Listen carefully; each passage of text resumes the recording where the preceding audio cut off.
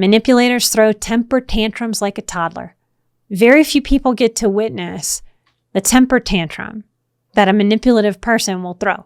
The people who tend to see this are their primary victim, the partner, the parents, the children. If it's a boss, it's going to be the employees, often the employees that are paid the best, because they're not just paid for their job, they're paid to endure this type of abuse. Those are the hard questions we have to ask sometimes. Is this paycheck worth it? Is this job title worth it? Is it ever really worth it to endure abuse?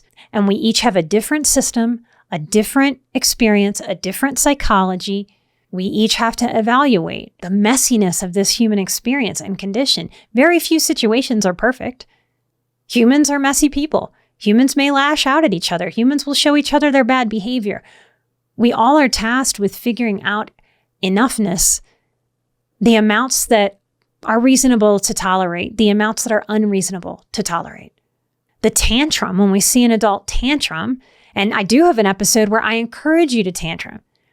The nuance there is it's okay to get stuff out of your body. If you weren't allowed to tantrum as a little girl or a little boy, you might have to let that buildup of energy out of your body. The difference is in that being an experience that helps you release versus throwing your temper tantrum energy at another person to upset them, to hurt them. It's a pretty big difference. Now, it's true that people who manipulate, they tend to feel really insecure. The arrogance of narcissism is a real cover-up mask. Now, there's no true narcissist on the planet that's going to admit to me that they feel super empty on the inside, that they feel very insecure. It's why they work so hard to present as the most secure, most together person so often. And you might have, I certainly have, proper empathy here for narcissists, for manipulators, for game players, because it's not a great life to damage your relationships with gameplay. It's not a great life to move through the preciousness of this one life that we each get and primarily play games just because we didn't know how to feel safe enough to live without those games. This truth of narcissism is very, very sad. It's often why the currency between narcissists and people, narcissists and family members, is money and gifts. This is so that vulnerability is not the currency. It's also a way to control. A toddler is a lovely human who, age appropriately, is selfish. And I know we don't think of toddlers this way because they're so sweet and they're so cute.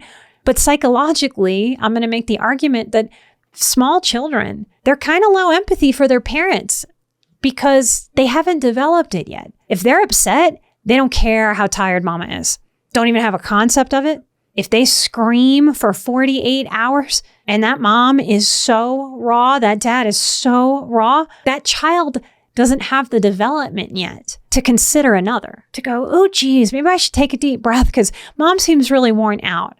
That child is biologically programmed to be developmentally selfish. This is how small children survived. They would just scream and scream and scream till someone tended to them. That's a survival mechanism. In healthy development, we grow up and out of that kind of self-preservation selfishness that makes us arrogant or superior to others.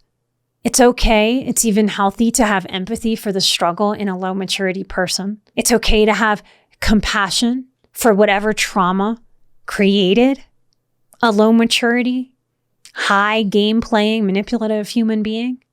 The problem with recovering people pleasers is that they tend to give the entirety of their empathy and compassion away. We maintain a balance here. It's important to own that it's your job to not give away all of your compassion, all of your empathy, and all of your understanding outwardly. You are part. You are someone who gets to have that compassion and empathy from yourself. Retain some of it for you. You are the part of the relationship equation that you have the power to change and evolve. You really don't have any power to change or evolve another person. Comment with the number 323 to get a link to the full episode. Remember to find Emotional Badass wherever you get your podcasts. Make sure to hit that subscribe and follow button to get more videos like this in your feed.